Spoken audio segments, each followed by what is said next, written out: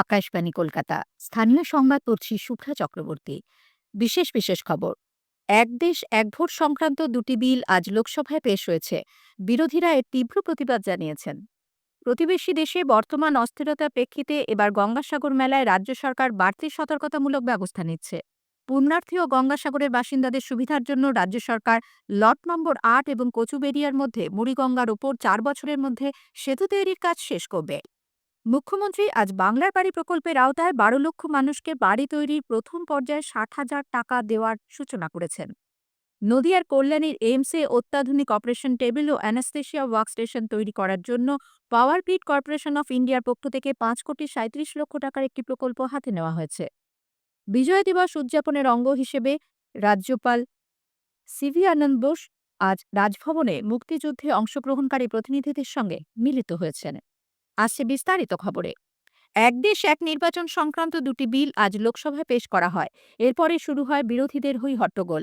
এর মাঝেই কেন্দ্রীয় আইনমন্ত্রী অর্জুন রাম মেঘওয়াল সংবিধানের ১২৯তম সংশোধনের জন্য দ্য কনস্টিটিউশন বিলে দ্য ইউনিয়ন টেরিটরিজ ল সংশোধনী বিল লোকসভায় পেশ করেন। I beg to move for leave to introduce the Constitution 129th Amendment Bill 2024. Further to amend the Constitution of India, I wish to move for leave to introduce the Union Territories Laws Amendment Bill 2024. Further to amend the Government of Union Territories Act 1963, the Government of National Capital Territory of Delhi Act 1991, and the Jammu and Kashmir Reorganization Act 2019. Congress, Trinamool Congress, Samajwadi Party, DMK, Shiv Sena, Uddhav গোষ্ঠী, সিপিআইএম সহ বিরোধী দলগুলি এই বিল দুটির তীব্র বিরোধিতা করে বলে এর ফলে সংবিধানের মূল কাঠামোতে আঘাত হানা হবে। কংগ্রেস নেতা মনীশ তিওয়ারি বলেন, এই বিল কার্যকর হলে তা হবে গণতন্ত্রের পরিপন্থী। তৃণমূল কংগ্রেসের কল্যাণ ব্যানার্জি বিল পেশ হতেই তীব্র ভাষায় প্রতিবাদ জানান। It is just a fulfillment of one gentleman's desire and dream, nothing more than that. It is not permitted. It is in the basic structure of the Constitution. So this bill we are opposing for introduction, and at the same time, sir, when you will take into consideration, kindly take a division, we want to oppose and we will show you our stick.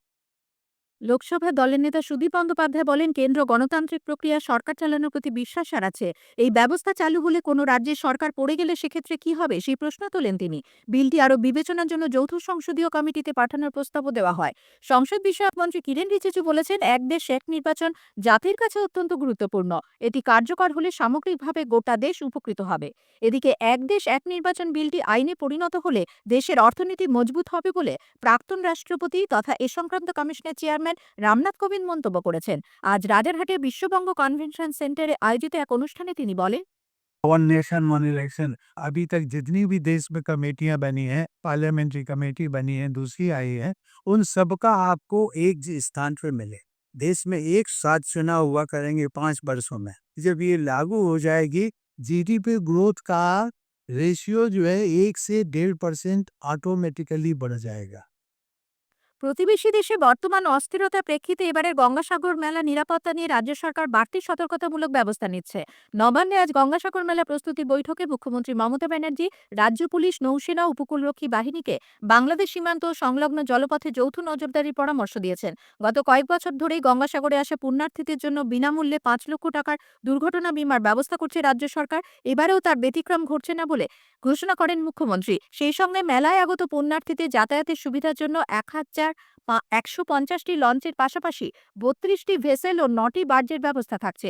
সারা রাত ধরে চলবে vessel. সেই সঙ্গেই ভেসেলগুলিতে লাগানো হবে GPS tracking পদ্ধতি।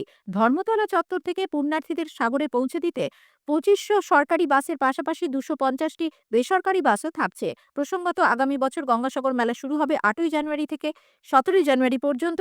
মকর সংক্রান্তির বিশেষ পুণ্যস্নান চলবে ১৪ তারিখ ভোর থেকে ১৫ তারিখ ভোর পর্যন্ত। পুণ্যার্থী ও গঙ্গাসাগরের বাসিন্দাদের সুবিধার জন্য রাজ্য সরকার লট নম্বর ৮ এবং কচুবেড়িয়ার মধ্যে মুড়িগঙ্গার ওপর ৪ বছরের মধ্যে সেতু তৈরির কাজ শেষ করবে। সেতুটির নাম হবে গঙ্গাসাগর সেতু।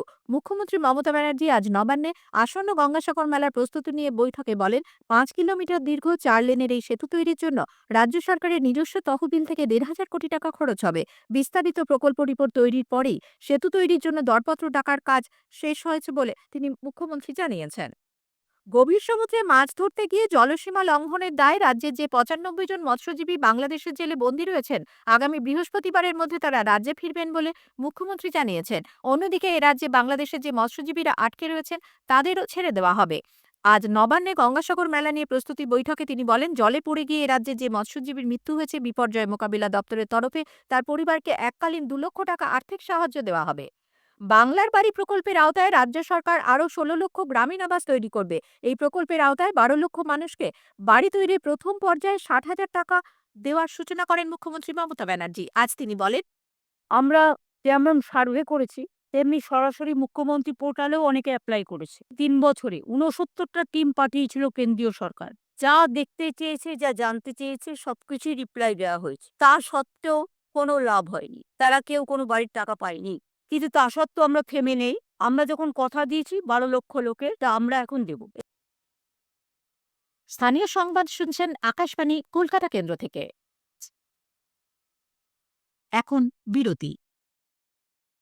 আলু চাষে সুস্থ সবল গাছ পেতে পাতার যত্ন নিন বায়ারের এন্ট্রাকল দিয়ে। এর আয়নিত জিঙ্ক পাতাকে রাখে সবুজ। প্রথম ৫ সপ্তাহ এন্ট্রাকল ২ বার প্রয়োগ করুন, কেননা স্বাস্থ্যকর পাতায় ভালো ফলনের হাতিয়ার। বিরতির পর ফিরে এলাম স্থানীয় সংবাদে। আমাদের সংবাদ শোনা যাবে ইউটিউব চ্যানেল আকাশবাণী সংবাদ বাংলা, ফেসবুক ও ইনস্টাগ্রাম আকাশবাণী সংবাদ কলকাতা এবং এক্স হ্যান্ডেলে AIR নিউজ কলকাতাতে। নদিয়ার কল্যাণীর এইমসে অত্যাধুনিক অপারেশন টেবিল অ্যানাস্থেশিয়া ওয়ার্কস্টেশন করার জন্য পাওয়ার গ্রিড কর্পোরেশন অফ ইন্ডিয়ার পক্ষ থেকে ৫,৩৭,০০,০০০ টাকার একটি প্রকল্প হাতে নেওয়া হয়েছে। এই অর্থে ১০টি রিমোট অপারেশন থিয়েটার এবং ৬টি অ্যানাস্থেশিয়া ওয়ার্কস্টেশন তৈরি হবে।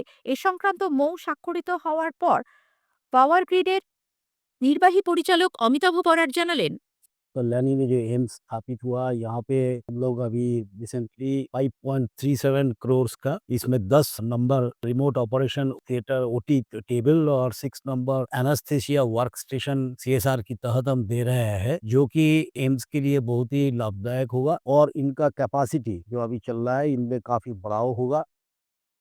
অন্যদিকে কল্যাণী এইমসের তরফে ডক্টর রামজিৎ সিং বলেন, এর ফলে হাসপাতালে অস্ত্রোপচার করার সুবিধা অনেকটাই বাড়বে।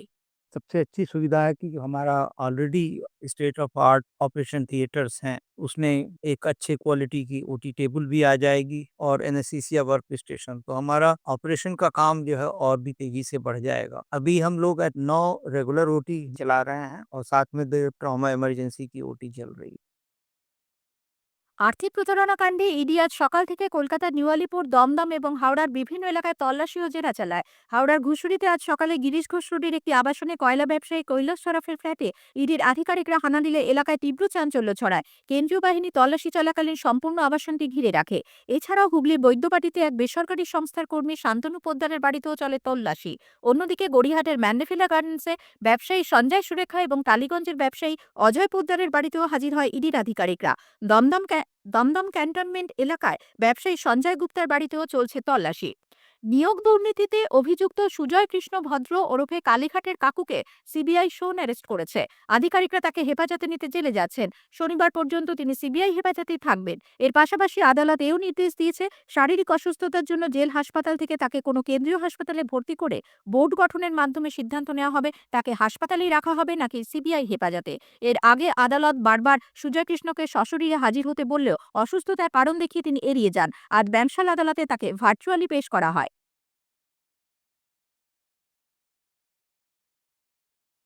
উত্তর ২৪ পরগনার গাইঘাটা থানার দোগাছিয়া বাজার থেকে এক বাংলাদেশিকে পুলিশ গ্রেপ্তার করেছে। বাংলাদেশের নড়াইল জেলার বাসিন্দা আবির বিশ্বাস গাইঘাটারই আলম ফকির নামে এক দালালের মাধ্যমে দেশে আসে বলে পুলিশকে সে জানায়।